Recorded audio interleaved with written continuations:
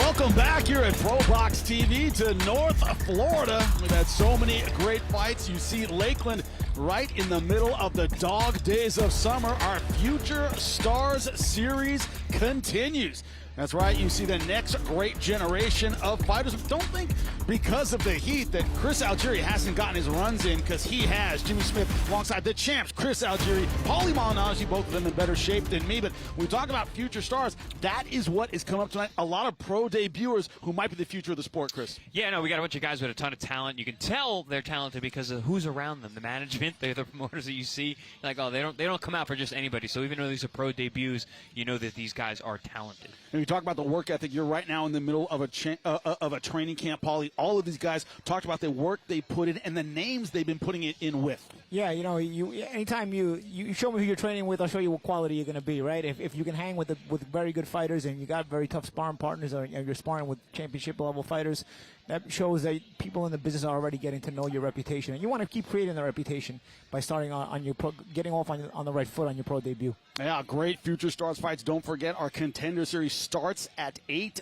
p.m. A great main event for you. William Foster III taking off Yakubov, and it was going to be an outstanding fight. But when you talk about the mental fortitude of the fighters we have coming up, when we sat down in the fighter meetings with these guys, it was never about this particular technique. It was about the will to be number one, and these guys have it in spades, Chris. Yeah, and they all know they're in tough fights. They're very familiar with the ProBox TV air, the 50-50 fights, the matchups that really matter. All these guys know what they're coming into. They're all coming in ultimately super prepared. They look great at the weigh-in, so we understand what the mission is. They got to go out there and execute. Yeah, but you talk about execution. It's all about performance. And one of the things, guys, Paul, you talk about this new generation, not the TikTok generation, but what does that mean? They want the highlight reel finish tonight. They want the highlight reel finish, and that's the thing. I want to make sure the fans at home know the Contender Series, that's where our matchups are really stellar, like really 50-50. That's 50-50, yeah. I don't want people. What we're known for. Yeah, I don't want people to confuse the Future Star Series as the same thing as you may see certain matchups that maybe aren't 50-50, but still, nonetheless, we want to still show you the youth and the future of the sport. And they want to impress 100%. Enough. Let's get into the ring. Lupe Contreras getting ready for our first fight of the evening. We get started. Future Stars coming to you right now. Lupe, take it away. We welcome you to the RP Funding Center, Lakeland, Florida. It's another edition of ProBox TV. Tonight's bouts are being sanctioned by the Florida State Athletic Commission. Chair is Ms. Tina Pike. Our Vice Chair, Mr. Jeremy Weckby. Our commissioners, we have John Hawley along with Adrian Nunez and Dr. Anu Patel. Our Executive Director is Timothy L. Shipman, and our Assistant Executive Director is Gregory L. Pitt. We kick off this evening with this bout set for 4 rounds in the super lightweight division. Empezamos con este duelo pactado 4 vueltas en la división peso super ligero. Los jueces son, the judges are James O'Connor, Shammy Shipman, and Jacob Rust Sr.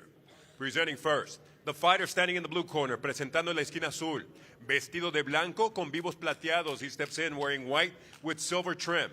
On the scale, he registered the official 133 1/4 pounds. Sobre la báscula, marcó un peso oficial de 133 libras y un cuarto.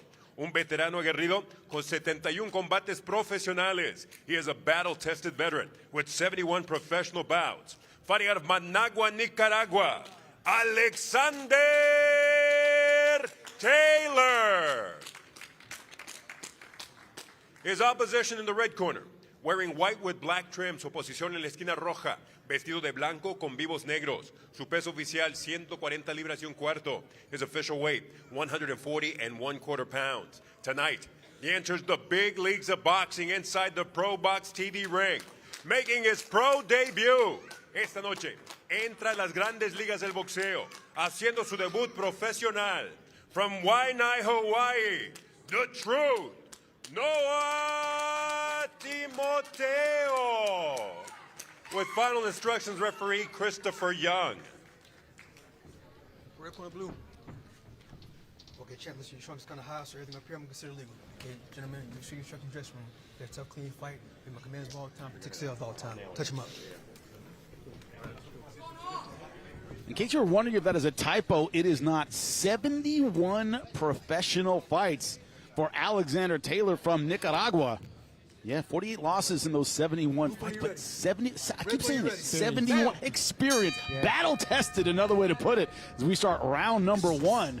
Yeah, that's rare to see a pro debut against a guy with that much experience. But Timoteo, like I mentioned, the people that are around him, his trainers, his managers, the fact that he's making his pro debut coming all the way from Hawaii, that's a long ways away. And you saw Robert Diaz in the corner of Exactly. Timoteo. You know, if you see Robert Diaz in somebody's corner, you know they can fight. He's got a very good talent scout in the business. And also, he ain't making a plain fight for everybody. Yeah. I gotta make Right, sure. that's exactly right.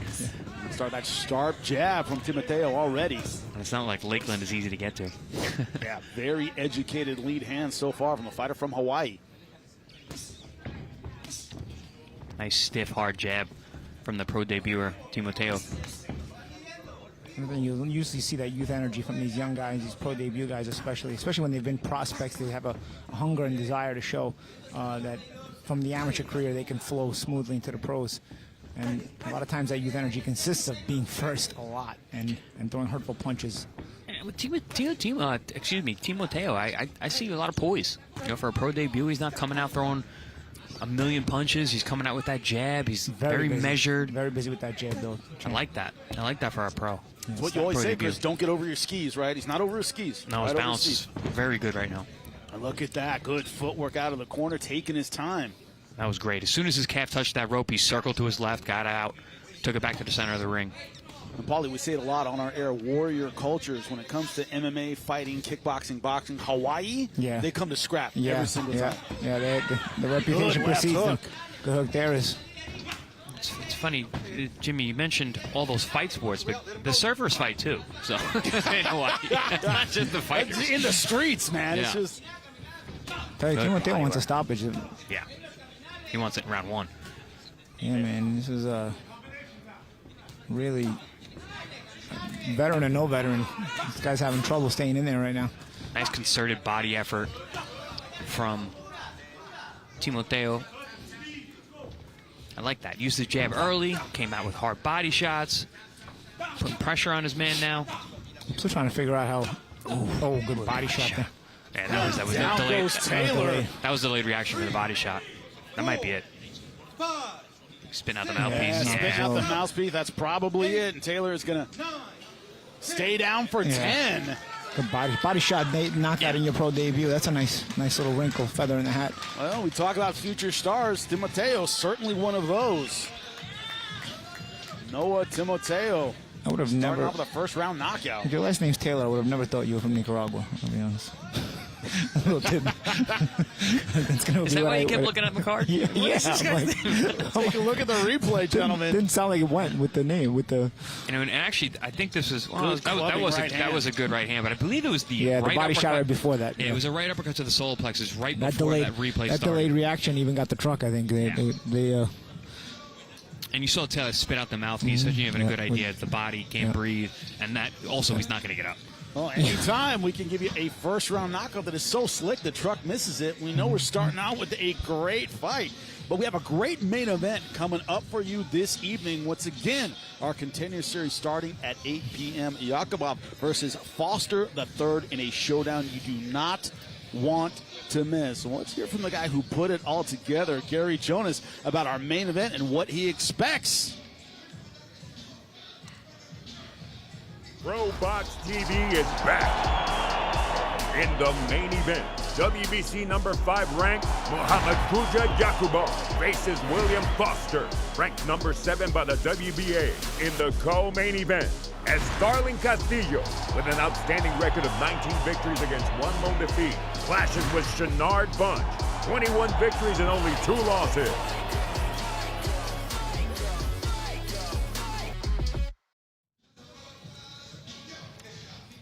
We'll hear from the boss in just a second about that main event. But, man, what an incredible performance. Noah Timoteo showing power and speed in his pro debut. First-round knockout. Can't start a whole lot better. Lupe, make it official. Ladies and gentlemen, inside the ProBox TV ring, Christopher Young reaches the count of 10 with an official time of 2 minutes 34 seconds of the opening round. El referee, Christopher Young, completa el conteo de 10 con un tiempo oficial de 2 minutos 34 segundos del primer asalto. El vencedor por knockout, your winner by way of KO. It is pro debut, the truth, Noah Timoteo. You will have wins throughout your career. You only get one first win. Gentlemen, if you're going to make an audition tape, this is what you put on it, Chris. Yeah, no, that was very, very solid. I showed a lot of poise, did Timoteo. He had good balance with the feet. He displayed the jab, the body work, the finishing prowess. I really like what I said. I mean, if you can get in early, buying a stock, this would be a good stock to get in on. And also another one of those things, Paulie, we look for guys who kind of rush it. He didn't. He kind of waited for the knockout to come to him, and it came round number one. Yeah, but he showed enough aggression, I thought, with the jab. He was, very consistent with the jab, threw a lot of jabs, meaningful jabs, dictated with it, and then let it set up everything else. As a matter of fact, you could see he had Taylor already on the defensive just on the strength of that jab alone. And then, of course, to finish with a body shot, like I said, is a nice feather in your hat. Where do you want to go in ProBox TV? You want to get eventually to the main event. We've seen so many great fighters go from the ProBox TV brand to world title opportunities is what everybody is thinking about when you look at our future stars. That's where they want to go. Well, that's where they want to go also in our main event of the evening. Once again, it starts at 8 o'clock, but our main event, the boss had some strong opinions about it. Here he is. As you know, we look to put these type of fights together where we can get both sides to come in on a 50-50 fight and really bite down, and that's where we thrive. So we feel like we've got one of those. Foster has been knocking at the door. He got up to the top-ranked platform, fought Henry LeBron, took a very close loss. Things could have changed very much for him in his career. So he's back down here with us, but he definitely deserves that other chance. He's a quality guy. And against Yakubov, who, Samson brought him over. This is a guy who's been ranked as high as 2. He's number 5 now. Both of them are ranked in the top 10. Yakubov's only lost to Shaki Foster. So when I looked at this fight, I said, this is perfect. This is a 50-50, almost a little bit of desperation, right? Somebody's stock is going to drop significantly, and the one who wins is going to get probably a very big opportunity. So love making these fights. I think that Foster now knows. I mean, he's got no room for error. He's still got a shot, but he's run out of lives. He's going to have to run the table in significant fights to get that championship opportunity. So no doubt, this is a situation where you've got a little bit of desperation, which always makes for a great fight. Do you want to hear how old I am? Loser leaves town. Remember that in the territory days of pro wrestling? Mm-hmm. The loser left town in humiliation. Similar, Paulie, I know you remember. Stop. Yeah. A similar kind of vibe tonight. Am I wrong? Yeah, no, you're not wrong at all. This has that kind of feel to it. Two very good fighters who almost are too good for their own good because they can't get the opportunities, and so you end up fighting them against one another so that one of them can elevate themselves to hopefully get that opportunity. But the loser, if he wasn't getting opportunities before, he's really not going to get opportunities afterwards. Chris, exactly. The loser loses so much, that tension, you can feel it. Yeah, I mean, both these guys have a ton on the line here. A loss here is really not acceptable for either man, and they understand that. And they understand that they also are fighting another fighter who's very, very dangerous, very deadly. Both these guys are a bit inconsistent. Yakubov is inconsistent in terms of how often he's fought, and Foster's been inconsistent with how good or bad he can be on any given night. So both men have a lot on the line coming in the main event tonight. Men and boys, we separate them tonight on our contender series, but let's keep rolling with future stars. Lupe Contreras, make it official. Let's get started. Ladies and gentlemen, we continue with the action inside the RP Funding Center, Lakeland, Florida. This is ProBox TV. This contest set for 6 rounds or less in the lightweight division. Este duelo, pactado un límite de 6 vueltas, división peso ligero. Los jueces, the judges, Michael Ross, Braden Jackson, and Max Parker Jr. In the blue corner, en la esquina azul, vestido de negro con blanco, wearing black with white trim. He weighed in at an official 135.5 pounds. Detuvo la báscula a un peso oficial de 135 libras y media.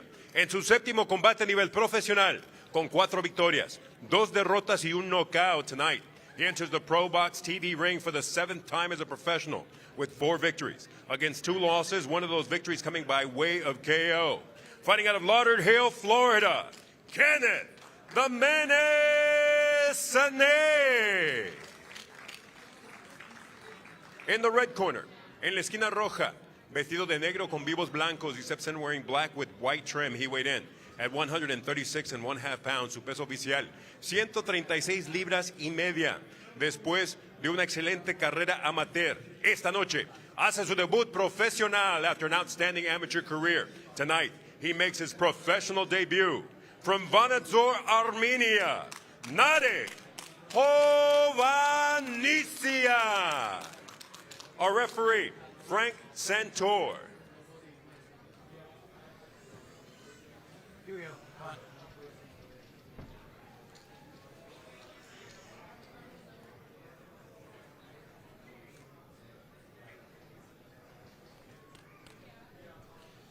All right, guys, we're going to go over all the instructions in the dressing room. You know the rules. Your trunks are both where you're supposed to be. Keep your blows here or above. Questions? Good luck, guys. Another pro debut. Narek Hovanesyan from Armenia. Taking on Kenneth Sene from here in Florida. Both fighters in black and silver trunks, and we are ready to go. Hovanesyan with the red tape around his gloves. Sene taking the center early.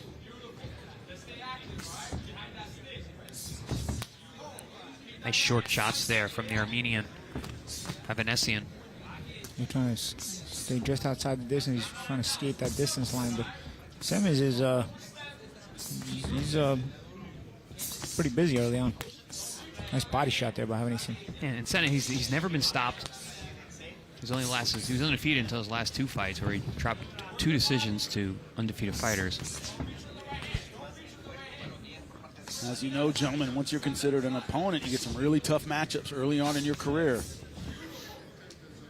Sene doing a good job. Staying nice right in the hook there. center. Good hook. But he backed out straight. Hovanesyan caught him on the way out, but Hovanesyan came back with a nice solid jab to answer that left hook landed by Sene. Another good left hook there by Sene. In the back of his trunks, it says Tyson. I don't know if that's related to his style. Oh, likes that left hook. A little Tyson hook there. Oh, nice right hand there from Hovanesyan. a lot of contact here in this first round, right? I mean, Hovanesyan, it came right out. And as a pro debut, he doesn't look like he's a guy who uses his reach. Nice slappy hook. But he stepped right to the line, so I think this is going to be a high contact affair here. Neither guy focusing very much on the footwork. Oof, nice combination there with left hook to the body, right hand chopping over the top from the Armenian. You mentioned Sene's left hook, Chan, but you know what? Hovanesyan likes to use his left hook as well. Yeah, it's very tricky. He's a good short puncher on the inside. Oof, there's that left hook again, that rocks Sene. You see the fundamentals with Hovanesyan. Very tight with his punches. Hovanesyan's not missing now with those shots. Oh, look at that uppercut. Catch and shoot. Beautiful. Really short, precise Sene shots. now in trouble in the corner. Not enough wherewithal to get out, escape to his right. The fighter who's 4-2 is having some trouble now against a pro debuter. But Hovanesyan's all over him. He's not giving him any room to breathe. He needed that break. Referee warning him to keep his punches up. Ooh. All the way back to the left hook again. But Hovanesyan just ran into a big right hand, but he walked right through it and is now ripping the body. He's starting to overwhelm Sene, though. I think he's taking the fight out of him. But keeps rocking him. He's not letting him breathe at all. As soon as he backs out, he attacks. And Hovanesyan smells blood here, guys. He senses weakening. He's in a southpaw position now. Went to that southpaw stance. Now Sene is holding on. And it's not a strategic slow the pace hold. It's an I'm hurt hold. That's a please help hold. Yeah, his legs are not underneath him at all. A couple more of these big shots, and 10 seconds left to go in round number 1. he's got those heavy feet, does Sene right now. Looks like Sene just might see the end of round number 1. And he will. Barely. Yeah, Sene, he's walking back to that corner on very gingerly, holding onto the ropes. Paul, you talk about it all the time. The amateurs is where you build fundamentals, where you find out if you're fundamentally sound. And Hovanesyan, fundamentally sound to say the least. Yeah, absolutely. And also where you build that consistency and the confidence in your consistency. And we saw as the round progressed, Hovanesyan really was very consistent with the attack. You saw catch and shoot there as Sene tried to, throw those body shots, but Hovanesyan made him pay up top. Champ, I was impressed with it. As the round wore on, he got really precise with those punches. He was really placing them really well. He found the holes very, very quickly in Sene's defense. But another thing you say, Paulie, all the time, both you guys say it, is sometimes guys come in an awkward style because they don't have that amateur background. You got to read them for a minute. You're used to cleaner lines, and it seemed like Hovanesyan wasn't used to the kind of strange style of Sene, and then got adjusted to it. Well, once he got used to it, it was a barrage of punches. Will it continue in round number 2? Hovhannissian to your right with the red tape on his gloves. They both have silver and black shorts. Kenneth Sene from here in Florida, 4-2 as a pro. Only one knockout in those 4 wins. Sene's coming out with the jab here in round 2. And more hooks from the Armenian. Hovhannissian coming in with that big left hook up top. He definitely likes that shot, but he's adding in right hands as well. Nice feint there. But Sene walking forward, getting walked down in a way he wasn't in round number 1. Hovhannissian might have decided that power's not really there. And no, that's the thing too. Hovhannissian get more and more comfortable at close range, and what does that also do? It allows him to throw more left hooks at closer range, which is the punch he seems to like. I'll say this about Hovhannissian, man. You know, this is his pro debut. He's entertaining. This is an entertaining style. He's going to be in your grill. He's going to trade with you. He's going to get hit. You know, and he's going to find those opportunities and with those precise hooks, short punches on the inside. And it's got sort of a mullet with the hair running away from his face type of look, you know. Like, it's got a little bit of an 80s style to him. I like him. He's just missing the chest hair. And the shorts. Shorts are too long for the 80s. It's true. It's true. Got the hair down, though, I'll tell you that. Now, Chris, as a kickboxer, you must have sparred some Armenians, because I sparred a ton of them in kickboxing. Well, you're also a California guy. Yes. We don't get a lot of Armenians on this side of the country. It's like sparring a coffin nail. Just very incredibly tough. Yeah. Tough, strong people. I trained in Hollywood, North Hollywood, sparred him every single day, and there's a physical toughness to the way Armenians fight. He very much cut from that mold, is Hovhannissian. Not much of a jabber, not much of a mover. He wants to get in, as you say, and throw entertaining big punches. Well, all those former Soviet Union fighters, they're all just mentally so rough, rugged dudes. Hard people. Oh, good hook there from Hovhannissian. Sene's trying, but he got a catch and shoot uppercut there from Hovhannissian. Nicely done. You see the difference in class with short punches just like this. You know, Champ, though, but people at home may not realize that fighting a 4-2 guy in your pro debut is kind of rare. It's not a gimme. No, you got a guy with 4 wins. He's got a knockout. Like, you normally want to test the waters more. This is not an easy pro debut. And Sene's kind of durable, too. He's taking some good shots. Never been stopped. He's still trying. Our last fight, we had a pro debuter take on a 71-fight veteran. The thing about future stars today is there's a lot of faith in these future stars, gentlemen. In these pro debuters, a lot of faith. Their teams really believe they're going to be great. Hovhannissian, once again, good punches on the inside. That's the thing. Sene throws pretty good shots, but Hovhannissian doesn't let you get away with throwing anything good. He's going to respond every single time. 10 seconds left in round number 2. And not only is he responding kind, but he doubles, triples up. Violently. It's not a one-for-one exchange at Hovhannissian. We all know the expression, make him miss, make him pay. When he misses, it's a power shot coming back. It's not a jab. Yeah. Shots up. A lot of times it's in plural. I haven't really seen a jab yet. So a few from Sene last round, but not many from Hovhannissian. And even his jabs are like power punches.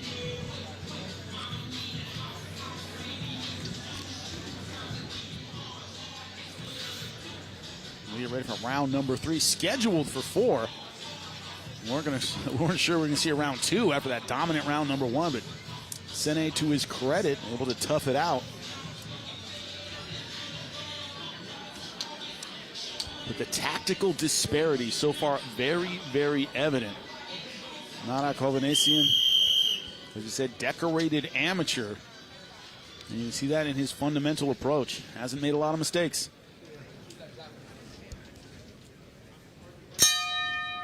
Begin round number 3. And you talked about it, Chris, his willingness to fight, not just be fundamentally sound. He wants to get in there and throw big shots. Nah, he steps right to the line as soon as the bell rings. He meets you head-to-head. Trades bombs. His punches are just shorter, crisper, cleaner. Yeah, high guard. Tries to move in with that TikTok head movement, right? And not a big footwork guy. No. Oh. Again, though, you see, Sene, he's live. He's fighting back. Sene showing some good hand position, too. He's keeping that right hand up to the ear, which is good. Oh, like that, just like that, because those shots are coming. Even Sene has adapted. When you talk about Hovhannissian, not a lot of jabs, but probably Sene could use more use of the jab. That's probably where that would probably help him, is get more use out of his own jab instead of letting Hovhannissian walk in the front door like this. Because Hovhannissian gets a bit too comfortable walking in the front door and letting go of those shots. If Sene, he's given some movement, if he would use a sharp jab, it may help him, but even when he uses the jab, it's not very sharp. Well, Champ, if you remember first round, I mean, Sene went back to the corner wobbling, and then he came out round 2 jabbing, and it slowed Hovhannissian down, which got him back into the fight. And now here we are in round 3. Nice. Stab jabs to the body from Sene, but even then, they're not that sharp. They're kind of just pushed out. At this point, he may even be arm weary, I guess. He's also getting pushed back. A lot of times guys don't punch the same way going backwards as they do forward. Sene has not been able to get any ground back. Yeah. Poor guy's getting warned from the referee, too. He can't catch a break anyway. It's like, look, all I've been using is a jab to the body, and I got to be careful with that? Are you kidding me? Corner's yelling at him. Hovhannissian's punching him in the face. The ref's yelling at him. But, you know, hasn't had a bad accounting of himself. His hands have been up. No, you can see he's in it to win it. Hasn't mentally collapsed. Jimmy, you can see why he's never been stopped. He still has that fighter's mentality. Yeah, he wants to win tonight, gentlemen. But also he's in shape. As many times as he's been rocked and his legs have been going all over the place, he's settled back in. That takes conditioning.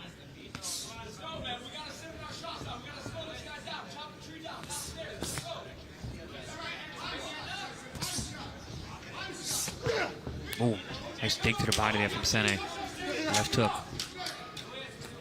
He has not given up in round number 3. Hovhannissian going back, circling around now. A little showbone, a little tap in the back of the head. As the seconds wear down in round number 3. I think one thing I think Hovhannissian is going to have to work on, which is something that does take a transition from the amateur to the pros, sitting down on those punches, bringing a little more knockout power into the pro game. Nice body shot at the bow. August 15th, ProBox TV is back. In the main event, WBC number 5 ranked Muhammad Yakubov faces William Foster, ranked number 7 by the WBA. In the co-main event, as Starling Castillo, with an outstanding record of 19 victories against 1 lone defeat, clashes with Shenard Bunch, 21 victories and only 2 losses.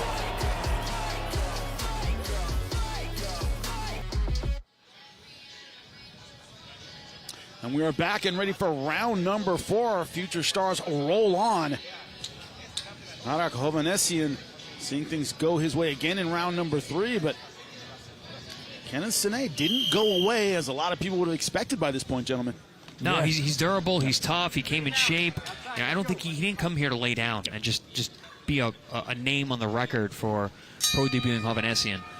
He's just been outclassed and outworked. And no huge, defensive lapses, keeping that hand right on his chin. I think he's actually gotten better with that as the rounds went on. He's learned from getting smacked around with some of those Hey, don't do that. You know what? I got to keep that hand up. Oh, that was a big right hand and a good body shot. Good combinations from Hovhannissian again. I mean, Sene just got hit with 2 huge right hands, 2 hard left hooks to the liver. And he came back with his own body shots. His own shots. Nah, this kid's tough. Oh, big right hand. Sharp right. But again, Hovhannissian, when you hit him, he brings shots in that plural form that we talked about. He comes back and returns fire. It's almost like you're inviting him to a party. Yeah, For the first time, we're seeing footwork from Hovhannissian. I don't believe it. That's the most I've seen him move tonight. Actually, when the bell rings, he has to walk back to his corner. That's the most I've seen him move tonight. Now moving just a little bit, changing things up, switching stances. Oh, man, he can't miss with that right hand this round. And he's shaking it out a couple times. Yeah. Maybe a little hand issue. Right hand, yeah. And he's also gritting his teeth. You see him gritting. You see as that yellow mouthpiece shows itself when he starts punching her like that. Oh, good slapping right hook to the body. But he's almost certainly banked the first 3 rounds, so this is the round where you could maybe, change it up, do a little footwork, do a little dance. I think he wants to get down tonight. Yep. Get down tonight, do a little dance, make a little love, win a couple rounds. Yeah. You got this fight in the bag. Win your pro debut. To your point, Chris, he's still trying to get the finish. Oh, yeah, no, he wants it, you can tell. He's going for it. He's just got a really durable guy in front of him. Ooh. Tough pro debut, right, guys? I mean, guys never been stopped. He's 4-2. He's even when you take the winning mentality out of him, you haven't taken the fight mentality out of him. No, he's still punching. Sene may realize he may not win tonight, but he's saying, you know, I'm not going to give you the satisfaction of getting me out of here. I'm going to punch you in the face, and you're going to know you were in a fight. You never knock me down, Ray. Yeah. You know that kind of pride, right? Yeah. I mean, Sene, he did get rocked early, but never went down. And he's been taking the punches better as the fights wore on, which that could be the conditioning of Hovhannissian, in his pro debut, or it could be what Jimmy Sene's alluded to. yeah. No, but also potentially a hand injury from Hovhannissian, who was shaking out that right hand a few times.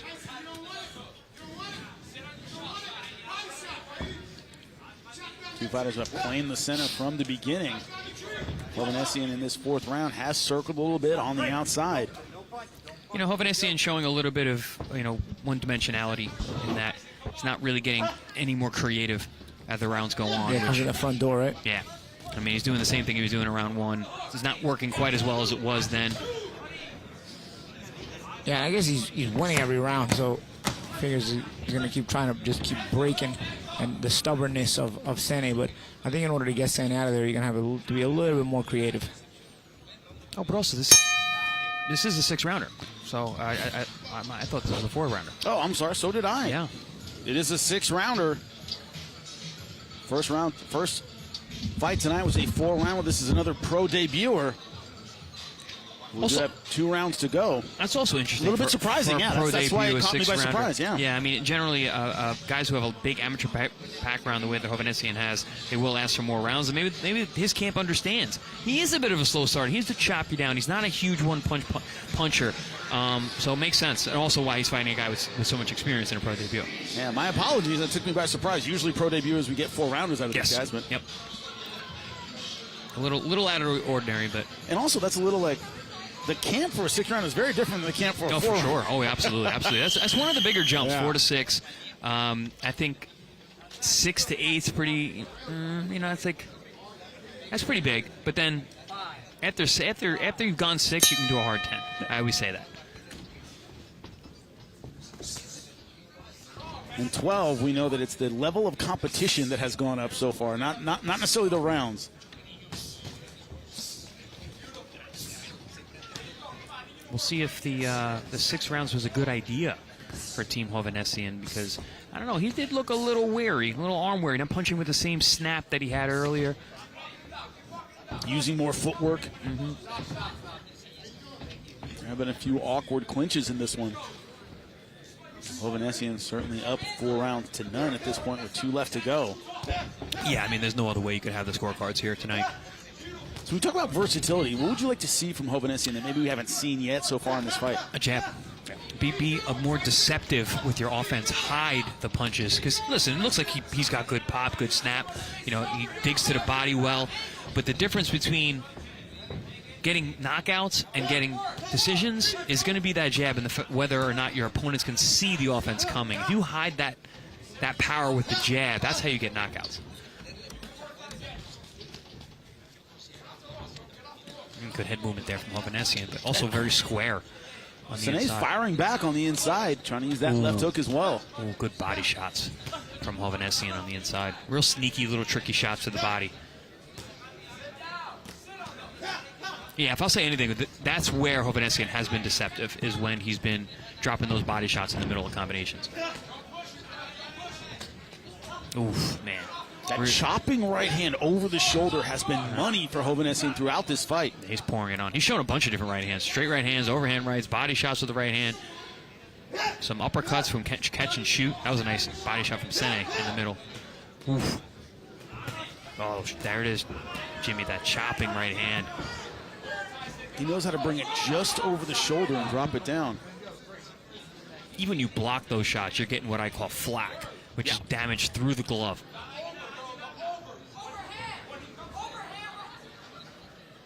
Ali famously called it the anchor punch against Liston, brought that punch straight down. Hand,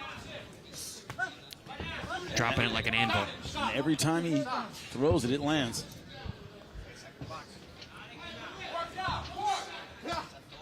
Ooh, good right hand there from Sene. Knocks Hovhannissian off balance, but he comes back with hooks upon hooks. Oh, heavy, heavy shots. But Sene's in there, man. He's still in there. He's not giving up this fight. Only one knockout in his 4 professional wins. But he strikes me as a physically strong guy. Ooh, a little push off there. The fight's still in this kid. Yep, still good. It's getting a little chippy in there. I like it. Complaining referee was holding his glove.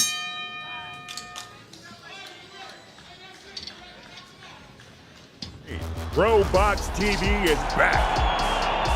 In the main event, WBC number 5 ranked Muhammad Kuja Yakubov faces William Foster, ranked number 7 by the WBA. In the co-main event, as Starling Castillo, with an outstanding record of 19 victories against 1 lone defeat, clashes with Shenard Bunch, 21 victories and only 2 losses.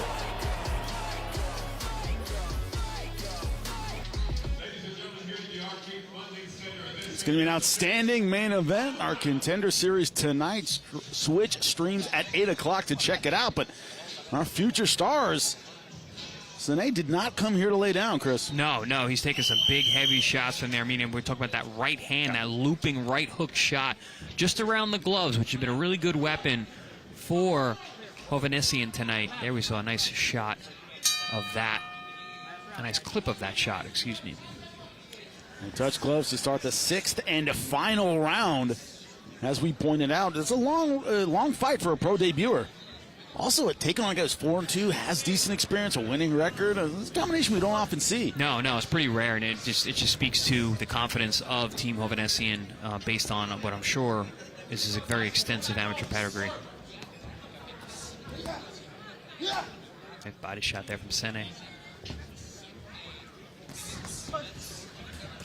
Oh, good left hook. This kid's got a beard. He's taking big shots. But you talked about it, he's not necessarily the biggest puncher in the world, but Sene physically strong. He can take a good shot. He can rough you up inside.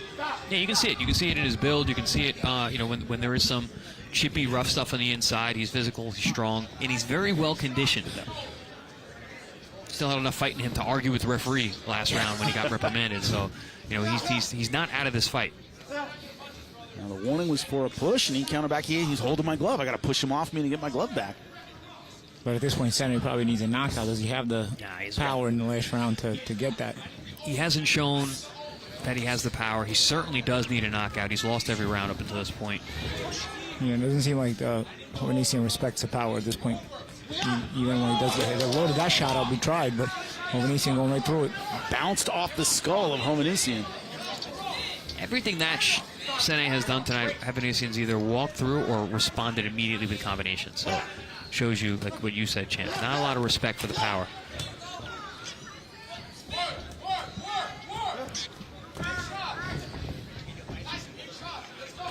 Hovhannissian doing a good job making the ring small, crowding Sene into the ropes. And trying to bring that pace to him. Yeah. But again, as I said before, I think Hovhannissian to get the stoppage probably needs to be a bit more creative than just the pressure. Sene's too tough to just be overwhelmed. I mean, he's still fighting back as you stay there. Hovhannissian has not made a single adjustment. He's just coming forward in the front door. He's going to beat the drum. I'm going to beat the drum until you're not there anymore. Or until the final bell rings, which is more than likely what's going to happen.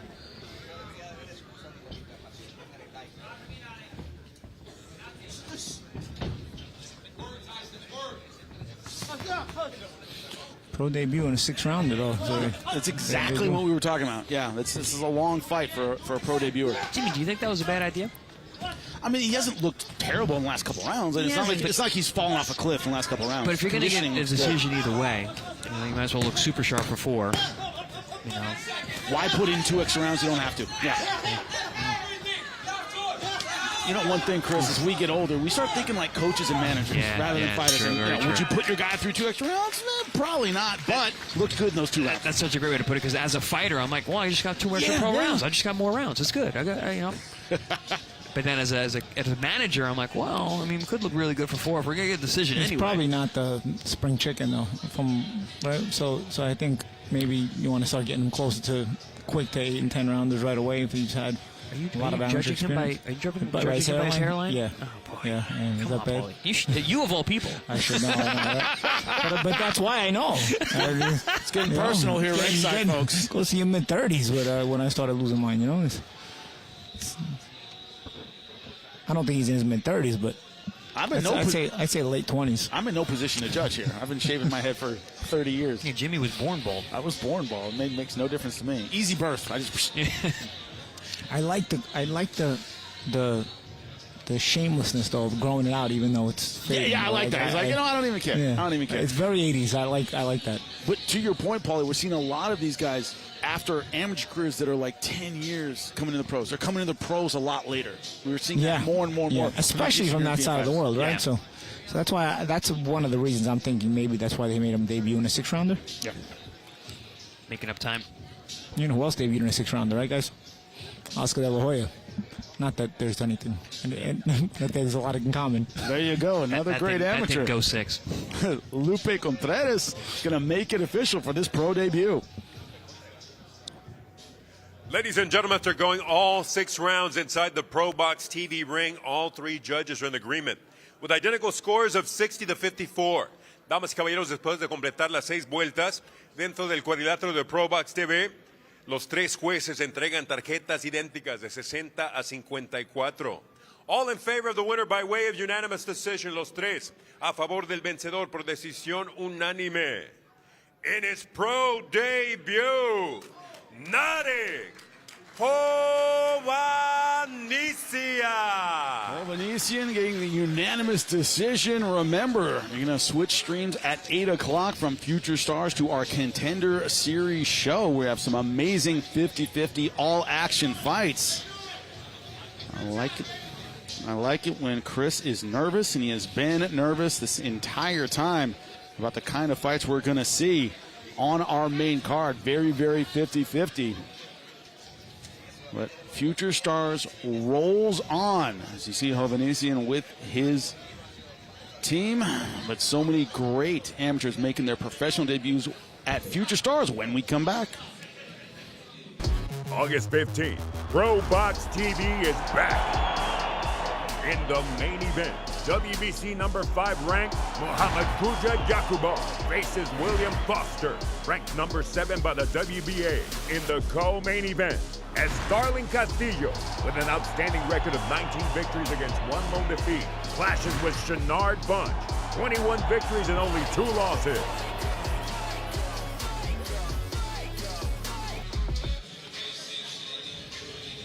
Well, all action 50-50 fights in our Contenders Series show. Well, you know what that means is some guys who have a lot of marketability, have great futures, great amateurs, they end up taking an L on our air. One of those, Marquez Valle, getting back into the ring tonight.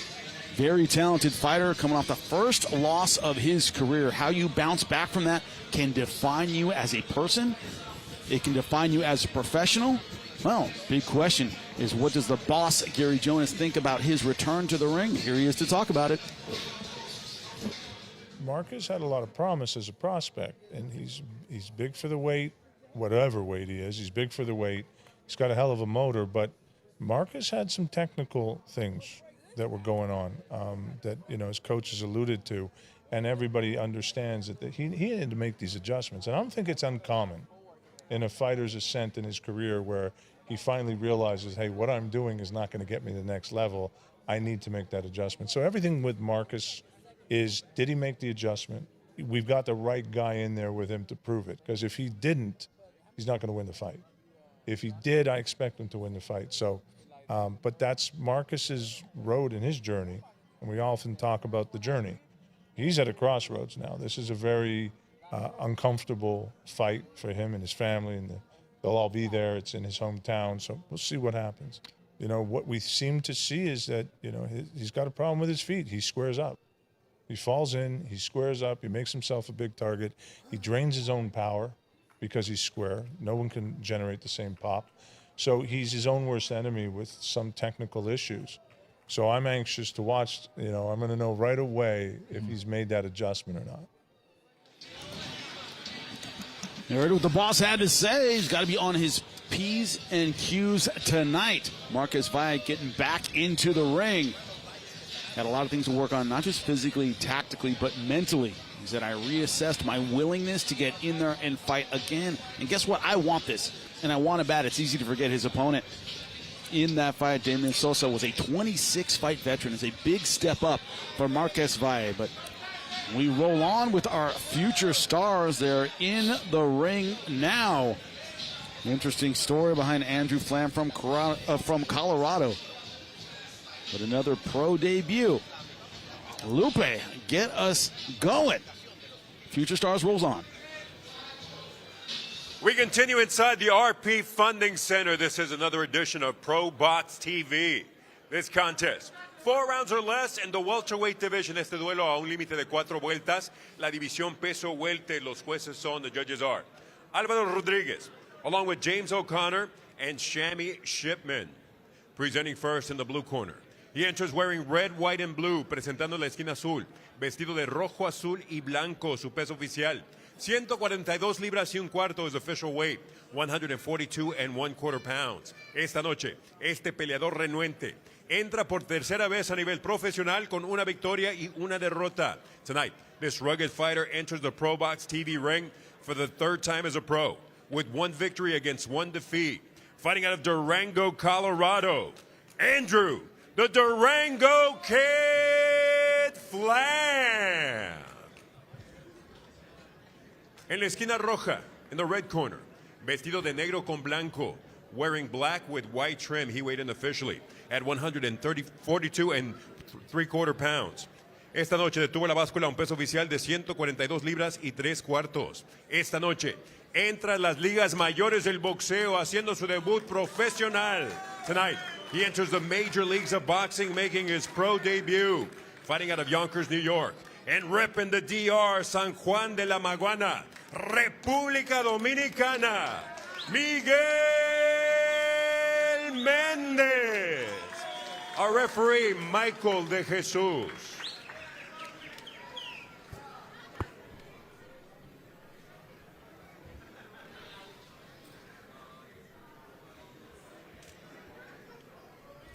All right, guys, the rules and codes in the locker room and in the corner. You both know what I expect. Anything on the here will be low, anything on the here will be low. Touch gloves if you want to. If not, go back to your corners. One thing about this sport, gentlemen, we meet a lot of characters. And I gotta say, when it comes to characters, Andrew Flam certainly one of them. Trained 5 weeks in Cuba, 10 weeks total for this fight. Speaks fluent Spanish as well. You would never tell looking at him. But Yeah.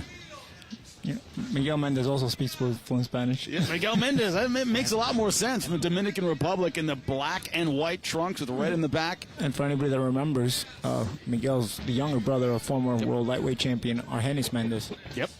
yeah, I was going to say, Nice body Mendez shot. speaks fluent boxing along with that fluent Spanish. Very, very talented young prospect. Flam in the space-colored trunks, best way to put it. Red on the edges, but awkward style. He's one of those guys who talks about being on the road, training anywhere, fighting anywhere, and going there to scrap. These are some big 40-pounders. Yeah. Both guys, 5'11". Both look like they rehydrated pretty well coming into tonight's fight. Yeah, Miguel's pretty big. Punches pretty well, too. I actually was sparring with him. Good young fighter. It's the thing about sparring guys half your age, you know? Yeah. They have such great gas, don't they, Paul? Yeah. He also switches. You may see, he goes back and forth. He's one of these young new generation guys, you know? He's putting straight left hands down to the body that are very sneaky. Yeah. Like Mr. D, it's very, very sneaky. Very sneaky. Flam getting caught with that straight left. Good pull left hand from Mendez. Whoa, good little left hand shot there from Flam. Gets the attention of Mendez. Yeah, Flam spent a lot of time in Cuba. That sparring you were talking about, Jimmy, Yeah, sparring a lot of southpaws, he said. And he as you do in Cuba, right? Right, he said, I just went out there, went to a gym, and that was it. I started working out. Such a wild thing to do. Said the American dollar goes a little further there. So yeah, it's like I had a good time. I'll tell you what, if anything, if it doesn't make you better, it'll make you tougher for sure, Mendez, one of the Dominican Republic fighters tonight. We have a couple of them on the card, and one thing they all talked about is it's really coming up. Oh, in the DR. Good change of speed there, but Mendez changing the angle on that left hand. Yeah, it looked like he was going to pull out, and then he came in with a nice hook left-hand combination, landed right on the chin. Flam coming back to fight, however. Yeah, Flam, he got rocked for a second, rocked on his heels, but he came right back. One thing about Flam, he's originally from Colorado. Those guys who trained or live in high altitude generally have good gas tanks. Oh, another straight left hand right down the middle. Mendez. Oh, and another one. Flam's got to start moving his head for starters, but Mendez varying that left hand very nicely, going to the body, going to the head. Good left hook there from Flam. Left hook from fine. Yeah, Mendez has to be careful on the way out. I'm telling you, Flam is big for this weight. He looks physically strong. He's fit. You're seeing that with the young Mendez dealing with his size. Now you see Mendez turning right-handed. As I said, he's a good switching fighter. A lot in this modern generation style of, we see a lot more and more prospects who fight out of both stances. But Flam not giving him a lot of space. He's coming forward, trying to make the fight uncomfortable for Mendez, swinging big punches at the end of round number 1. Guys, there's a little knot under the eye, left eye of Mendez. I must say, kind of what we expected from Flam, where he's awkward but strong. He's in shape, powerful. Honestly, he looked better than I expected. He looked physically strong in there. Is very, very durable, obviously. But he was answering with some really tight responses. Me being a fan of the 80s, between the hair of Hovhannissian and the chest of Flan, I mean, we got a you're in heaven right 80s now. fighter, solid 80s fighter. Look at the sweet box in here. See the replay here. The nice uppercut from Mendez, but a nice return fire from Flan as the young Mendez has to be careful to stay alert on the out. Yeah, because of that awkward style, Flam's not a guy you can relax against. Yeah. He just covers distance in weird ways. Yeah. And like I said, he responds pretty well. When you hit him with a good shot, he comes right back with the right punch, too. Good point, champ, because Mendez gave him some really good clean sharp left hands, right down the middle, up and on the downstairs. chin, yes, and to the body as well.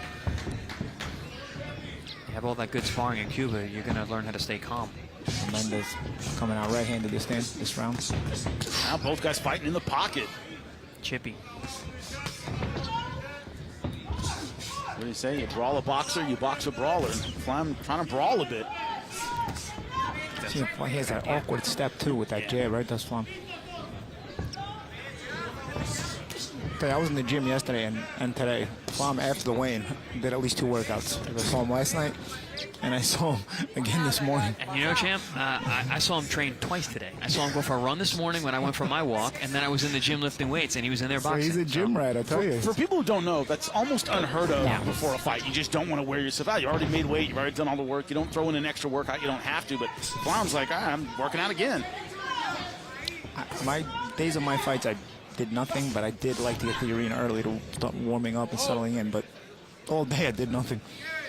It's going to sound weird, but even the days like this where I'm calling a fight, I don't like to work out because I pull something. You pull your back and it's like I can't breathe right. That's a good point. I don't do anything the day of a show. You could strain something stupid. At our age, Jimmy. At our age? Oh, my God. Pull your back out getting out of bed. Oh, nice good right right hand. hand. I rocked Flan, but he comes right back. Hey, Flan takes it pretty well, though, man. And he comes right back to answer. He doesn't shell up and start moving. He comes back with power shots. No, he doesn't really break position either. Mendez talked about the excitement. He's training here, by the way, in Plant City at the ProBox TV facility. And he talks about, I want to be the best in the world. I want to be #1. My whole dream is to be a world champion.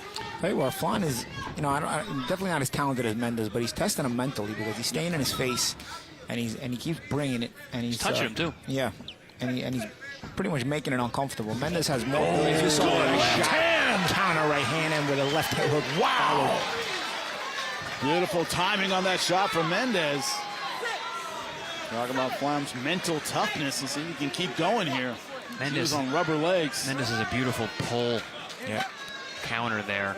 Pulls back, comes right back in. And he can hit a little bit. I was surprised Flan was taking the ones he was taking. Flan's a difficult debut. Another counter right hand there attempted by Mendez. Now Mendez they add up, and they're starting to add up for Flam as he is in the corner. A lot of time left on the clock here, too. Flam's getting hit with some big shots, and he's not recovering the same way he was before. Oof. Even the jabs are knocking him back now. Nice job by Mendez by not letting him. Ooh, off the hook. Counter shots. Big left hook from Flam. You got Mendez holding on now. Ooh, that got his attention. Yeah, that slowed down the finishing assault of Mendez. Mendez goes, maybe this guy's not ready to go yet. Yeah. Let's rethink things for a second. No, that definitely got his attention. Strafing right hand.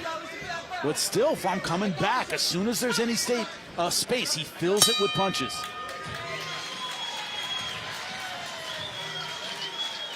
Flam trying to find his corner. A very slow walk back to the corner from Flam. Boom, boom. Beautiful 1-2. Pull, 2-3 down the middle. Lands both shots super clean. It looked like he was pulling away. Stopped on a dime, came forward at 2-3. Flom chased him. And that's the thing. Flom pushing that jab out instead of snapping it. You push it out there a little, laid it out there a little too lazily. Can't do that with a prospect like Mendes. But you just said it, Chris, that ability to change gears. Yeah. Change direction, change speed. Shows high-class athleticism. Yep. And also being able to counter with multiple punches is also a skill in and of itself. A lot of counter punchers counter one at a time. And if you're a fight veteran, you'll understand. Why didn't he go to his corner faster? You don't want to fall down. So you're kind of like, all right, you're making excuses to walk slowly to your corner because you don't want to look too hurt. The referee's going to stop the fight. Yeah, you don't want to teeter forward or backwards. Right. So you're kind of like. That's why guys walk on their heels when they're hurt. Yep. A little inside information here from ringside as we begin round number 3. Mendes back to the southpaw stance this round. Costa Zoo, Zab Judah. Zab popped up too fast, fell down again. They stopped the fight. Oof, big shots from Flom. Hey, Flom again, he'll surprise you. He's strong. You can see it. He's physically a strong guy. He's big for the weight class. I'm going to reiterate again. 5'11", 72-inch reach. He looks muscular. He trains all day long, so he can make it all the way to great shape, apparently. But even walking around him, the last couple of days, I'm like, oh, this is a big 40-pounder. Oh, big nice right hand. Yeah, I tell you, Mendes was trying to pull and counter, but didn't get back far enough there. Flom stepped in strongly and was able to land it. Gentlemen, I know we're in the Future Stars segment of our show, but these are a lot more 50-50 than a lot of pro debuts of this level that we've seen. Meaning these are prospects people have a lot of faith in. They've had some tough fights. Look how fast Flom is trying to, again, he's trying to make it uncomfortable. Yeah, he's doing a good job this round. He was doing a good job last round until he got dropped, honestly. Yeah, good point. But like, I would be giving him this round. He's ahead in this round right now. He landed a couple big shots. Yeah, see, he's not accepting the clinch there either. He's not just getting relaxed. Unorthodox methods from Flom, but Flom is that awkward strong. Those are the worst guys to fight. Goofy strong. Yeah. Awkward strong who don't get tired. Nice double jab right hand there a few seconds ago from Mendes, but he's got to be careful as Flom will fly right back in. That's the thing about Flom. He keeps you honest. You got to be sharp on the way in, but you also got to be sharp and alert on the way out. And sometimes Mendes is a little bit lazy on the way out. Especially, I mean, you got a guy who's 5'11" with a 72-inch reach. You got to be careful on the way out. Yeah, especially that he's aggressively throwing back at you. And again, that's because he doesn't break position even when he gets cracked. What footwork.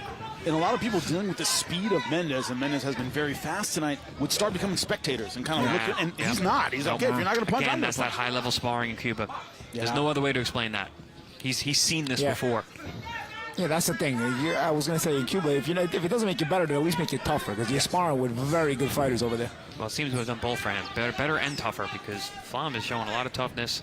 He's showing some skill. Awkward as it may be, it ain't pretty. This guy ain't going to get called for pro debuts anymore, man. No. Yeah. No, I don't care what level of prospect you are. Even that jab, it's he's jabbing with Mendes, and he's keeping him uncomfortable here. Mendes' left eye is swelling a bit. He's been blinking a couple times when he eats those big missed that punches. counter right hand. Yeah, I was saying 2 rounds ago that he was getting a little bit of a knot under that eye. After he took a couple big shots from Flom. And also another thing is Flom isn't the most athletic guy. He's in good shape, but he's used to not being faster. He's used to not being the athletic one. So the fact that he's facing speed doesn't seem to bother him tonight. Tell you, Flom would have cut the ring off there. Yeah. It's been a good round by Flom, but he's got a big cut over the eyelid. That's a bad spot. Very bad spot. It's leaking some blood, but it's on the eyelid, which is a fight-stopping location, unfortunately. It was round 4 rounder. We're going into round 4. Let's see. Yeah, Doc might let it go another round, but let's see if they take a look at it. Now, the procedure would be you let the corner work on it for the entire break, and then the referee will call timeout, let the doctor look at it if he so chooses. But around number 3, that we didn't know what happened, and that was the right looking hand. Good. That was the right hand with Mendes. You can see he's trying to ride back with it in counter, but he got caught in here. He tried to counter with this shot, but he just grazed Flom and didn't get to land it clean enough to dissuade Flom's pressure. Hey, Flom, after getting dropped, didn't lose any of his determination to win this fight. Anything, he seemed to get a little bit more in round number 3. And they will not call the doctor in. They're going to let him go round number 4, 4th and final round. I'm not quite sure that Mendes was expecting this kind of fight for his pro debut. I don't know if any of us were, right, guys? Yeah. No, but... Oh, good right hand. That was a beautiful shot, man. There was no fat on that punch. It just got there. That was a nice technical right hand. And Mendez now looking for a little bit of space. Say with another right hand. The fighter from Colorado's not letting him off the hook. Right now, Mendez, what he's got going for him is that he's knocked down Flom. And Yep. if this fight ends 2-2, it's going to be Mendez getting a decision. But he's got to be careful getting with those clean right hands because he gives that knockdown back if he goes down. We got another draw situation. Yep. Potentially. I mean, Mendez, I was going to say, I think Mendez is going to have a hard time winning this round because Flom is in very good shape and is obviously coming off of great momentum from the last round. And now we're seeing him really putting the beats to Mendez. Oh, now he's doing death of 1,000 cuts. Just these are pretty heavy shots still. And again, for the physicality of the pros, that again, Mendez still has to be careful with. Talented as Mendez was, he told us yesterday he had 21 amateur fights, so not a lot of amateur fights. He's boxed very, very sharp tonight, but you're talking about this awkward physical style, mauling. Yeah, you can see the talent. Again, he's comes from a boxing family. His brother was a world champion. But another solid right hand for Flom. nice counters there. Good shots there. That was the 2-3 combination, but from the southpaw stance. So the opposite of what scored the knockdown 2 rounds ago. But Flom doesn't care whether you're southpaw, northpaw, or what. He's bringing it to you regardless. East paw, west paw, north paw, whatever. He doesn't have the style where we would confuse him anyway. He's gonna go. I don't think he notices what stance his opponent is He in. might, but he's not going to change what he's doing. Oh, no. I like how he's making it physical on the inside. He's not accepting the clinch. He's not relaxing on the inside. And again, these are things you learn in the pros. Yeah. And good cut off the ring there. Oh, Ooh, good left hook from Flom. Blood pouring from that lead eye of the Durango Kid. Man, that left eye is an absolute mess. But Andrew Flom is not slowing down at all. I tell you Anything, what, he's speeding up. if anything, Mendez is going to be fortunate that this is a 4-rounder. Yeah. Because the momentum going Flom's way. This had been a 6-round fight. And Like, Flom is I'd be really worried about now. This is a 2-2 fight, and the knockdown's going to be the difference. Champ, you mentioned the chest hair of Flom. Yeah. It's funny that his name is the Durango Kid, but nothing says kid about this guy. This is a grown man, gentlemen. Yeah, look at the counter right hand left hook again from Mendez, and again Flom not caring. Nope, walks through it. He's cutting off the ring much better now. Ooh, good right hand rocks Flom. Yeah, Flom's knees did a buckle there. But then comes right back. Again. Dips a shot. He looks a little bit like Bobo Wilson, doesn't he? This is maybe the toughest With a better chin. Yeah. fight I've ever seen for a kind of a blue chip pro debuter to have to face. Unbelievable. Yeah, Mendez walked And back Flom and he is looked at not. Flom like, what the hell are you made of? But I'll tell you, I don't think it's underperforming by Mendez No, either. yes. It's overperforming by the Durango Kid here. Yeah, agreed. Flom, Flom fought a lot better than anybody expected him to. So even so Flom is 1-1. The fight that he lost, he dropped the guy he fought. And he lost the decision. This is not an easy debut, man. I'll tell you. Mendez, especially for Mendez, again, he comes from a boxing pedigree, but only 21 amateur fights, so it's not like there's a good right hand early in the round. This is, 21 amateur fights ain't a lot. No. Regardless of the boxing pedigree Mendez has, you can see the talent of Mendez. It can be developed nicely, but gotta be careful because again, the lack of experience can hurt him if he's moved too quickly. And he's only 21, 22. Champ, this is the kind of fight that teaches you, like, you know what? I can't cut corners in the gym anymore. No, if he was cutting corners, right? I'm not saying he does or he was or he is, but this is the kind of fight where you're like, all right, that ice cream sandwich I had on Monday, I can't do that anymore, Because when you're a young kid, you do stuff like that. Yeah. And also another thing that you guys always talk about is, that you see rough lines in the pros. You see guys that didn't come up to the amateurs, so they push and move strangely, and he definitely does that. Flom wouldn't be a guy that impresses you in the amateurs, but he's a guy you find out about in the pros. That is the style that makes it really difficult for you. Wow, it was a closer than expected fight for sure. And let's see what the judges have to say as we throw it inside the ring. After going 4 rounds, judges Rodriguez and O'Connor turned in identical scores of 39-36. Después de 4 vueltas, los jueces O'Connor y Rodriguez entregan tarjetas idénticas de 39-36. Y el juez Shipman anotó 38-37. Judge Shipman scores it 38-37 in favor of the winner by way of unanimous decision a favor del vencedor por decisión unánime. in his pro debut, Miguel Mendez. I'll say it again, closer than we would have expected, to say the least. Andrew Flama, we see him again on our air because this dude comes to fight. Yeah, for a guy with a losing record, he's a nightmare. He's a 1-2 fighter now. That's a very dangerous 1-2. One of the toughest 1-2s I've ever seen in my life. Andrew Flam all smiles as he leaves the ring. Put on a performance tonight, and we roll on. Future stars. We're seeing pro debuters pushed. Will it continue in our next fight? Only way to tell. Stay tuned right after this. August 15th, ProBox TV is back. In the main event, WBC number 5 ranked Muhammad Kuja Yakubov faces William Foster, ranked number 7 by the WBA. In the co-main event, as Starling Castillo, with an outstanding record of 19 victories against 1 lone defeat, clashes with Shenard Bunch, 21 victories and only 2 losses.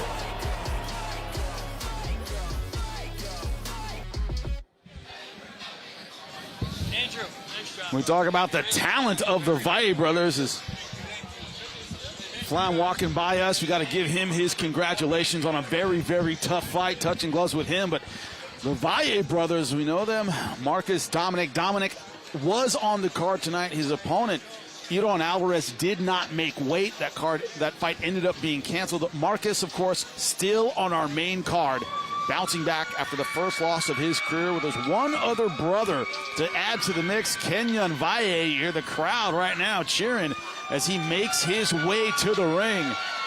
He's got the little brother of the Valle family, but this kid is full of confidence, Chris. Yeah, full of confidence. We've been hearing about him, gym stories, for a number of months now, getting ready for this much-anticipated pro debut.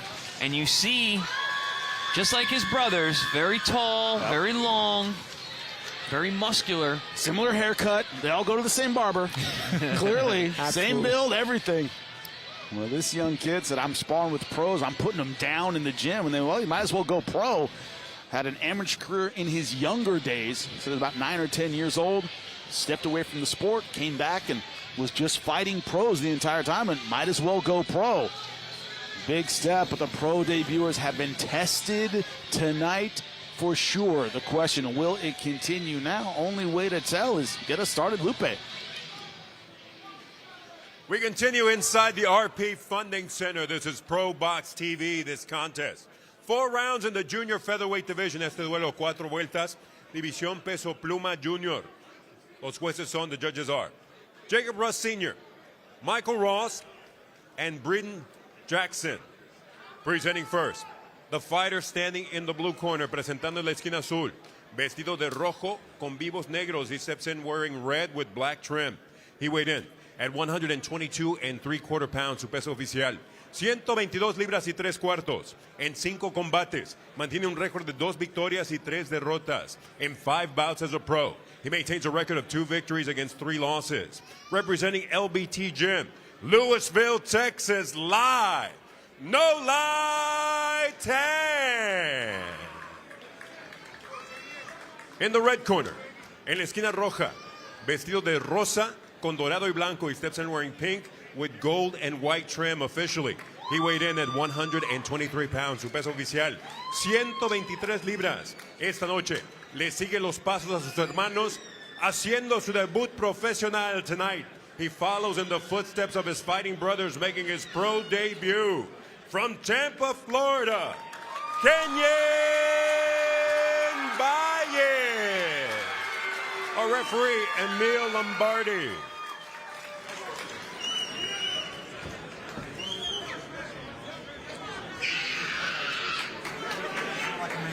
Touch him up and wait for the bell. And we are ready for the Valle brothers to add another member. Can you see there in the pink and gold? His opponent from Myanmar, Lai Tang, trained out of Dallas, Texas, and we are underway. But also, a 2-3 guy, even for a pro debut, that's not. 2-3 guys never been stopped. That's also not a very easy pro debut. We haven't seen a lot of chip shots tonight. Not a lot of easy fights. These pro debuters have had to earn it.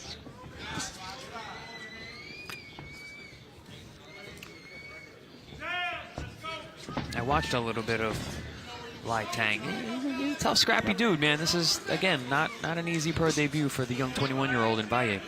Let's see what he can do with the more experienced Tang. His coach talked about how he fights for his family. He's from a fighting culture in Myanmar. You ever seen Lutwe fights, stuff like that? I mean, it is brutal. Right away, he's got a good judge of range, does Tang. He looks very poised here, showing his experience.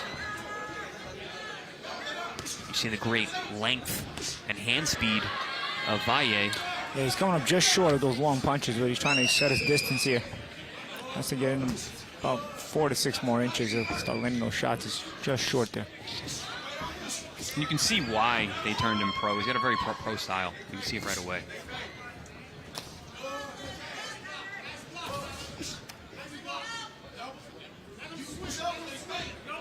He said before, had an amateur career, but was much younger in his life. Took some time away from the sport. Didn't really have the amateur career of his brothers. Came back in the gym to work some boxing, and he said, I was laying guys out, and they said, might as well take you pro. My style was more pro anyway, to your point, Chris. Yeah, you see it. Nice shot there. Nice right hand. You can see the Valle aggression. Both his older brothers are super aggressive guys. They like to throw combinations. They like to stalk and do damage. Seeing that here in the young Kenyan as well.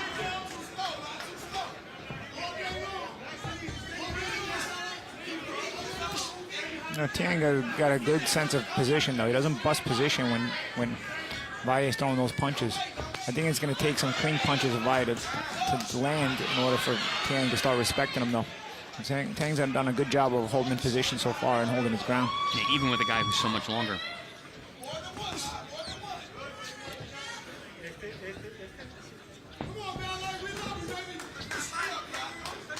Doing a good job moving left to right. Changing his stance now, coming in southpaw. Another young prospect who changes stances. No, they all do it now. It's like the thing for these new young prospects, right? Kids these days. Right hand, though. Nice shots there from Valle. From that south position, Valle got hit with a big overhand right hand from Tang. Tang's explosive. Trying to cover distance with his attacks, but good first round from Kenyan Valle. Ranked Muhammad Yakubo coming from a faces fighting William family. Foster. And there's Dominic Valle, was supposed to fight tonight. His opponent, way overweight. And the fight ended up being canceled. Very disappointing for him, but Marcus Valle fighting on our main card tonight. Once again, 8 o'clock. Switch streams to check it out. Our Contender Series, 50-50 all-action fights. That's what we've gotten so far in Future Stars. Yeah.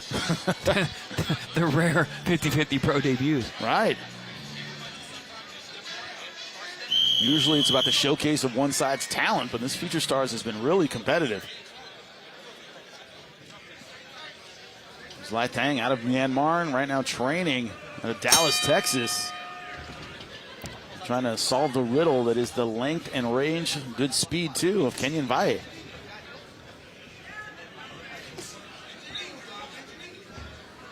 Curious to see if this Valle possesses the body punching skills of his two brothers. Both Marcus and Dominic are very good body punchers, especially Dominic. I haven't seen a whole lot of inside fighting from either man, of course. I mean, Tang trying to get in there, hasn't been able to do it. When you're as tall, as long as Kenyan is, you know, I don't really blame him for not. Why would you? Yeah, you don't have to. Your opponent's 5'5".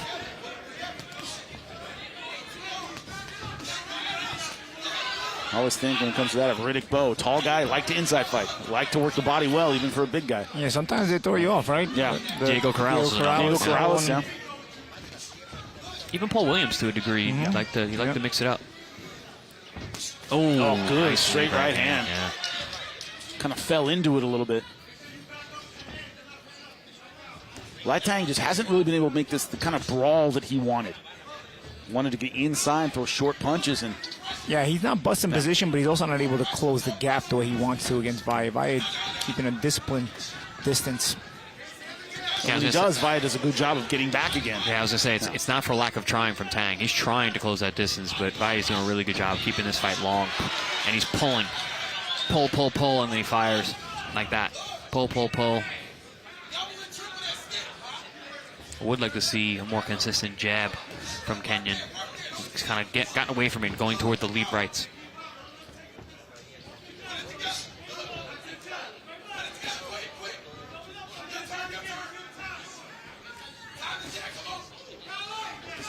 Oof, nice there, stiff, a couple good jabs. Those are those jabs I was talking about.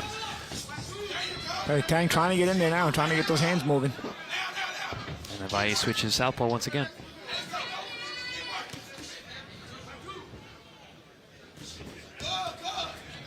Always worries me when these guys switch, because the range at which they switch sometimes is pretty dangerous. You're only right in front of somebody getting square.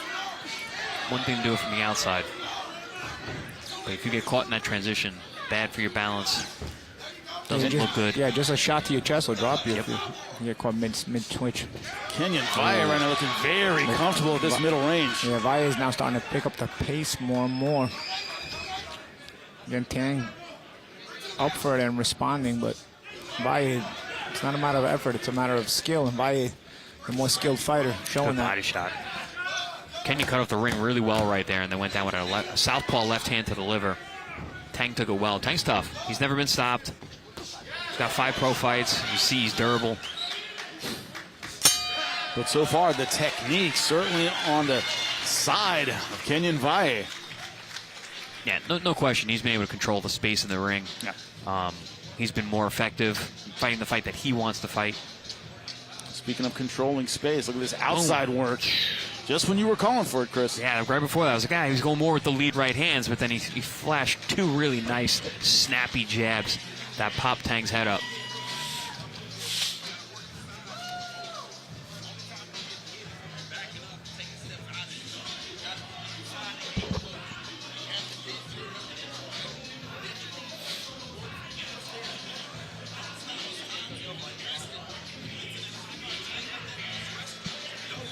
One of the themes we're going to see tonight is fighting families. There are a few of them on the card, and they all talk about, like, look, you can't sleep in while your brother's out there doing his road work. Like, they're going to make you work. You can't quit and go home early while your brothers are still working.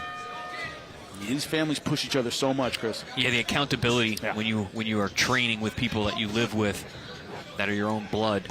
It's a whole different thing. They're going to see you eat that cinnamon roll, and they're going to be pissed, and they're going to let you know.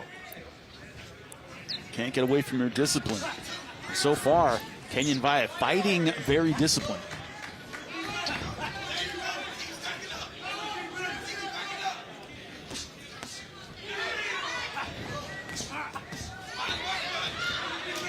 Nice classy work there from Kenyon. Yeah, good judgment of distance. Yep. Steps just out of range, but not too far out of range to not be able to counter. He has been the matador to the bull so far. Yeah, it's not flighty. He's still staying in the pocket to land his counters. Ooh, clash of heads there.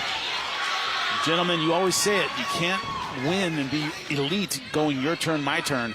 And he's not doing that. No. He's keeping the pressure on. And just like also he's punching with the shorter man. You would think you wouldn't want to do that, but he's taking those little risks for the reward of landing the good, cleaner shots. Nice. Get another tough pro debut. Ooh, Nice left hook. good spin off. Big spin off there from Kenyon. Good left hand as well. Playing with the distance here. Oh, Kenyon doing really nice work, but Tang undaunted, man. He's Nice. again, they get another tough pro debut. walking right through these shots.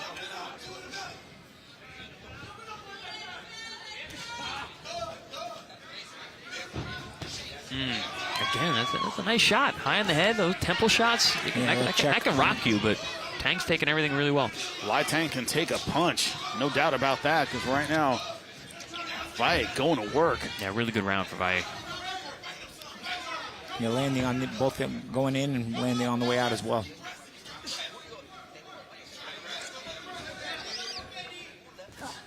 Showing a nice gas tank is Valle.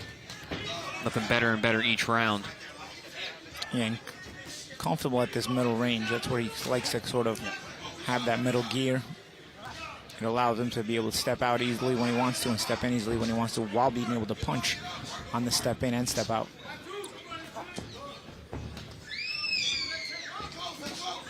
Nice little uppercut on the inside. Follows up with a hook. Yeah. Good Catch and short shoot action punches is for such a clean. tall fighter with long arms. Yeah, we talked about the tall guys who were able to punch on the inside. Looks like Kenyon has that as well. I'll tell you what, all his siblings are like that. They're tall, Yes. but they like that inside game, that attacking game. Hey, Kenyon actually fights more on the outside than both his brothers. Yeah. Oh, I love that. Nice left hook downstairs. Sets it up with 2 little shots upstairs. You see Tang responding right away. Not as good as Valle. Clearly, there's a difference in class, but certainly no lack of effort on the part of Tang. He's throwing shots, and he's throwing meaningful shots.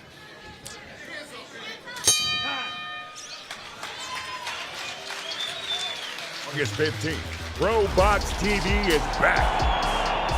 In the main event, WBC number 5 ranked Muhammad Kuja Yakubov faces William Foster, ranked number 7 by the WBA. In the co-main event, as Starling Castillo, with an outstanding record of 19 victories against 1 lone defeat, clashes with Shenard Bunch, 21 victories and only 2 losses.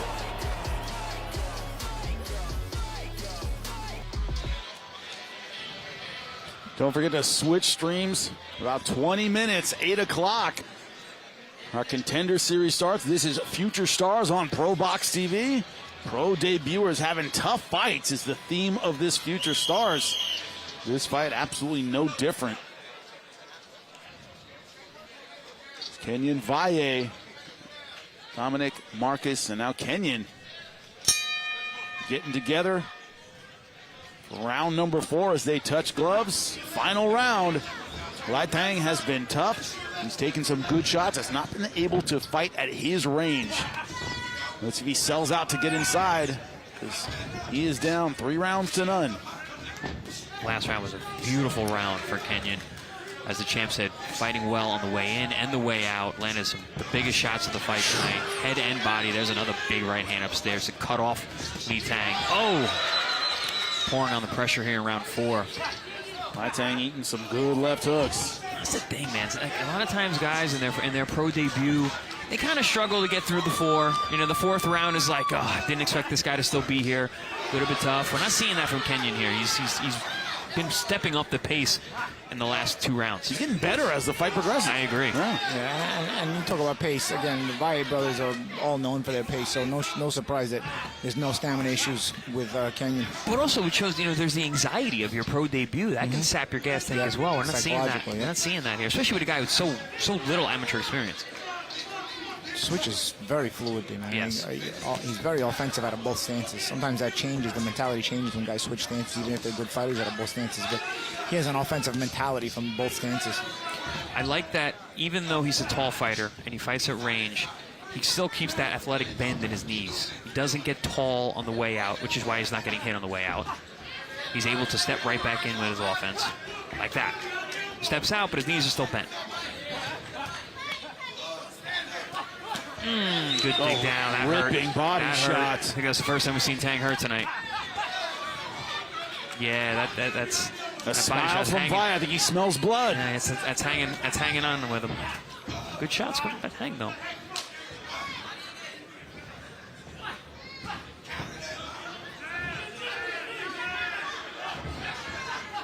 You know he wants a finish in his pro debut. How much will he turn it on? Under a minute left. We Fourth talk and final round. We talk about fighting cultures. Myanmar fighting culture. Yeah. Playing is tough, and none of these punches are really affecting him. But it's not for lack of trying on the part of Valle. Valle has thrown together some nice shots, creative shots like that. Love that. Double left hand, left hook, left uppercut. Both landed well. Tang backed up, blood from the nose, battered to the body. But still throwing hard. Fighter from Myanmar, training in Dallas. Only had about a 3-week camp. He said came out of a fight recently before that, so I decided to keep on rolling. But Good body shot again. yeah, pride keeping him up at this point. Now this is a pro debut that probably could have used 6 rounds because the Valle has really been pouring it on rounds 3 and 4. Little stumble there at the end. He will see the final bell in his pro debut, but great stuff from Kenyon Valle. Man, the Valle brothers' legacy rolls on. He said next generation, gentlemen, scary good. Yeah, really, really pretty stuff. You know, his ability to fight going inside and outside. On the way in and the way out, and also being able to fight on the inside and the outside. There you see some of the shorter shots, even from the taller man. Really nice work from pro-debuting 21-year-old Kenyon Valle.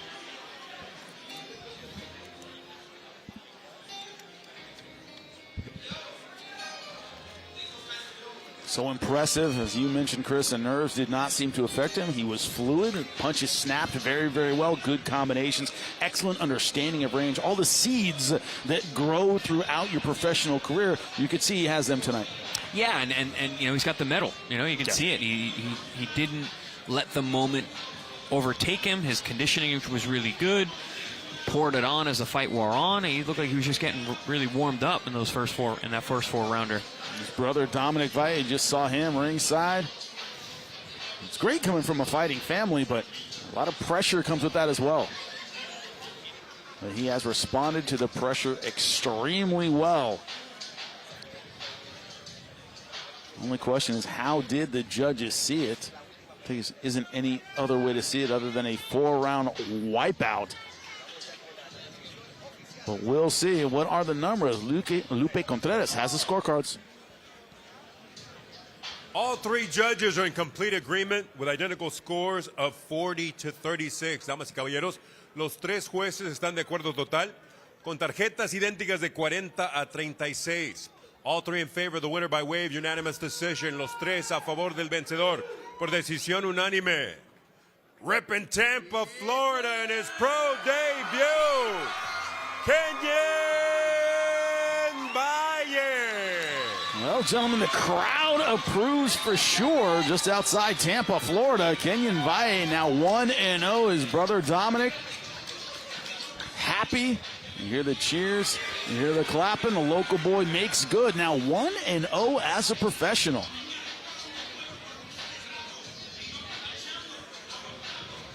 He earned it tonight against a very tough fighter who was there in front of him for 4 rounds. This was not a pushover.